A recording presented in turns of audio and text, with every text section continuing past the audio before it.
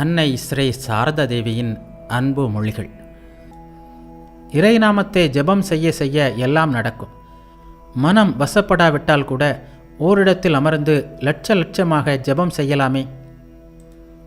குண்டலினி விழித்தெழு முன் அநாகத துவனி கேட்கும். ஆதிபராசக்தி தேவியின் அருள் இல்லாமல் எதுவும் நடக்காது. அவர்தான் எல்லா உயிரினங்களாகவும் ஆகியிருக்கிறார் என்பது உண்மைதான். ஆனால் ஒவ்வொருவரும் தத்தம் சம்ஸ்காரம் மற்றும் செயல்களுக்கு ஏற்ப வினைப்பயனை அனுபவிக்கிறார்கள். சூரியன் ஒன்றுதான், ஆனால் அதன் ஒளியின் பிரதிபலிப்பு இடம் மற்றும் பொருளின் தன்மைக்கு ஏற்ப வேறுபடுகிறது. மகனே, குருதேவர் உன்னை காப்பார். உனக்கு விழிப்புணர்வு உண்டாகட்டும். வேறு ஒரு துறவியிடம் கூறினார், நீங்களெல்லாம் துறவிகள். நீங்கள் இல்லறத்தாருடன் தொடர்பு வைப்பது மிகவும் தவறு. உலகியல் மனிதர்களின் காற்றுப்படுவதே தவறுதான். அன்னை ஒரு துறவியை பார்த்து கூறினார், இல்லற வாழ்வின் பிரச்சனைகளிலிருந்து உன்னை விடுவித்து தமது பாத கமலங்களில் குருதேவர் வைத்துள்ளார்.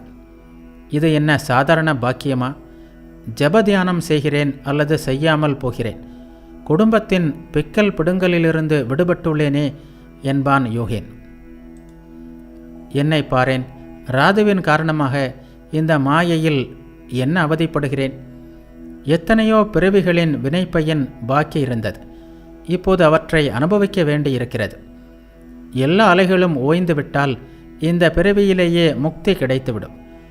குருதேவர் கூட பிறரது பாவத்தை ஏற்று துன்பத்தை அனுபவிக்க வேண்டியிருந்ததல்லவா?